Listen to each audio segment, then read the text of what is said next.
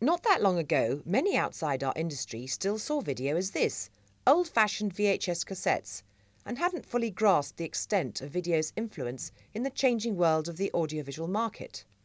This wasn't helpful at a time when people were watching video in more and more different ways, and video entertainment was becoming an increasingly important revenue stream for the audiovisual sector, generating the returns to invest in new content. We knew we had to change the perception of video, away from a standard linear model where the industry replaced one format with another as time went on, to one that's closer to the present day, with the consumer at the centre, choosing from a range of different delivery mechanisms, sometimes simultaneously. A year ago, we committed to changing that old perception as part of a new communications strategy that could shine a light on how video entertainment is delivered to the consumer in the 21st century, with the BVA championing its cause. The first stage was to map the video entertainment landscape, showing the many different ways that people watch video. At the same time, we used the BVA's consumer tracking study through Kantar to establish how public attitudes and behaviour are changing in response to new technology and an evolving market. In addition to improved digital data, we introduced value data into the BVA yearbook for the first time as a key indicator of market performance.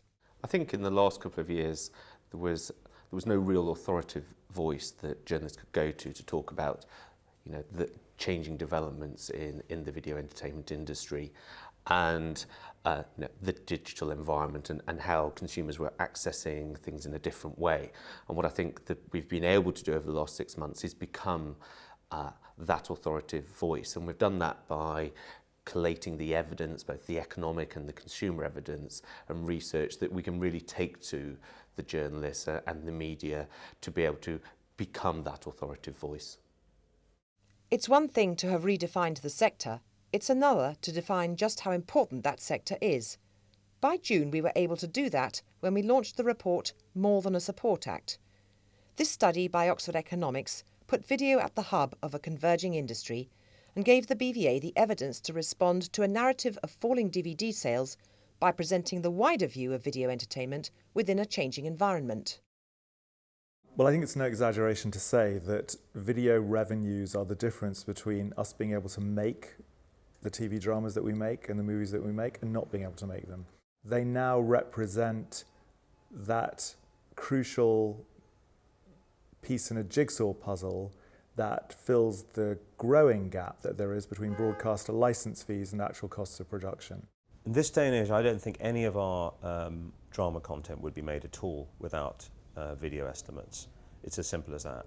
The primary license fee that we rely on is a lower and lower percentage of the overall budget. If we couldn't have estimates of video value that we could use to cash flow and deficit the show, we simply wouldn't get these shows made. But the benefits of this report went wider than demonstrating the importance of revenue, gaining due prominence in the mainstream media. It also aided the BVA's dialogue with government departments on a range of industry issues. Other bodies, such as the Alliance, are using it and our mapping work for their own purposes. Combined with a report from the BFI, which highlighted the popularity and importance of video for film fans, it has helped underpin our work on two important government reviews. The first, by Professor Ian Hargreaves, looked at ways in which changes to the UK's copyright regime could stimulate additional economic activity. His conclusions were less hard-line than many feared, and those that might be carried forward will face intense scrutiny both here and in Brussels. I think that the top-line message that came out of the review by Professor Hargreaves, that somehow copyright in the UK is not fit for purpose, I think that is probably of greatest concern. There are a number of specific issues that are taken up by Professor Hargreaves that translate into debates that are going on in Brussels about the business model that underpins the film industry right now, that go to the core of our existence. And there, the work that you do as BVA, with the IVF, with the MPA, and with other rights holders is crucial. We have our work cut out for us over the next 2 years in dealing with these challenges in Brussels and also here in the UK, where we wouldn't have expected that sort of impetus to come from. The sharpest new thing was the Hargreaves review and of copyright. And the BVA and indeed myself noted that the starting point from David Cameron, the Prime Minister, was very much opening up copyright to allow all a million flowers bloom with new technology and some sort of, create San Francisco in the East End of London. At least initially, they forgot about the small matter of protecting the content of the existing industries. And I think that battle was successfully waged, and that as a result, what finally emerged from Hargreaves was a reasonable compromise, allowing people greater freedom to use things that in various devices that they've already paid for, but absolutely at its heart protecting the importance of content as an industry in its own right. The BVA fulfills a particularly vital role in the work. The other key government review is by former Culture Secretary and old friend of the BVA, Lord Smith. He does not report until next month, but he gave us an insight into where his review of UK film policy might go. We're looking at the whole cycle of the life of a movie, not just from the moment when it emerges as an idea in the scriptwriter's mind, but right the way through to that long tail of further exhibition through DVD, through Blu-ray, through downloading, through digital access, and then out to television and beyond. We have to look at the whole life cycle of a movie if we're going to understand the cost, the benefit, the economics of making a movie, the economics of getting a decent return. And one of the things which I feel very strongly is that the need for this review is prompted not just by the fact that it's a new government and new thinking is always worth exploring, but it's because the world around movies has changed almost beyond recognition over the last 12 years. And the explosion in home entertainment and the different ways in which people can now have access to movies is something that's changed the picture dramatically. And we need to take account of that in devising the best sort of public policy approach to how we can nurture this very precious thing called the British film industry. Well, we now live in a digital age, so it's very important that as many people as possible can participate in that. So the first job, I think, of government is to put in place the infrastructure that enables people to access these kind of services. And we've made a commitment to get super fast broadband out to 90% of the population by the middle of 2015, and we're doing that in two ways. One is we're relying on competition between commercial providers, so a lot of the cities will be fibred up by companies like BT and Virgin, and one thing we can do there is to make it as easy as possible for them by allowing people to share ducts and to reduce some of the regulations that make it very expensive to lay broadband. And then in more difficult to reach areas where it'd be very expensive for private providers to do it on their own, we're providing subsidy, so we've set aside more than £500 million to help do that. And also we should not forget mobile as well. More and more people are obviously accessing content on their mobile, and at the beginning of October the Chancellor announced that we'd had an additional £150 million to build additional sites so that people can get coverage for their mobile phones, and we'll be releasing and auctioning a whole new tranche of radio spectrum, which is obviously what mobile phones use.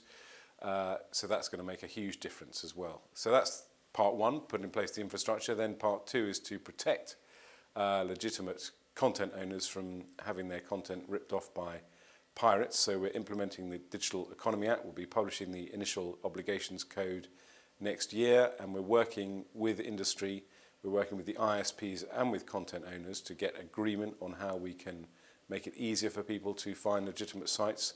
And also, there was an important case in the High Court which effectively allows a content owner to get an injunction to order a particular site, a pirate site, to be blocked. And again, we're working with both sides of industry, ISPs and content owners, to see whether we can put in place a fast-track procedure, because sometimes sites can go live very quickly. They can offer illegitimate content, say a live football match that needs to be closed down very quickly. But what I would stress is that we're not trying to circumvent any legal procedures here. We're simply saying let's get the process agreed the process agreed that you take to court so that you can get to court as quickly as possible, but the ultimate decision will rely on a court. Good though it is to have the support of old friends, in a changing world it is necessary to make new ones too. So the BVA has been working more closely with consumer technology representatives to see how we can collaborate to promote appealing video entertainment services to the mutual benefit of members in both sectors. My members make the devices that people watch their content on, and they also responsible for the communications. So if there wasn't content for people to use and enjoy on these devices, we'd have a very small industry indeed. So it's been very important to us to work closely with the BVA and understand the developments in the video industry so that we can see how content and the developments of content are going to drive the market both for communications and for our devices. So it's been an incredible journey as we get to know what consumers are using today and where they might be going in the future. Of course, in this turbulent time, it is easy to forget that good old discs remain by far the most popular format in the video entertainment business. The BVA has continued its work to promote the high-definition Blu-ray format, with some great coverage on This Morning. This week you have the chance to turn any night of the week into film night. That includes an amazing 365 Blu-ray movies. And in features in the Times, Financial Times and Evening Standard, as well as establishing a successful Facebook site, Film at Home. With the Blu-ray partners, we've been developing packaging guidelines for double play releases, for triple play releases, and even for 3D Blu-ray releases. And the idea is to give consumers more information about what's involved in the pack, so when they're buying these purchases they can make the best decision. Of course, the releases often come with a digital copy now, so for people to use on their mobile devices and their tablets, so the aim is to give people more information when they're making their consumer choice. Structural change and economic austerity mean times are tough, and it's at times like these that the BVA's role to provide market intelligence and consumer research, government liaison and media support are even more crucial to help create the conditions in which our members can thrive, however video entertainment reaches its audiences.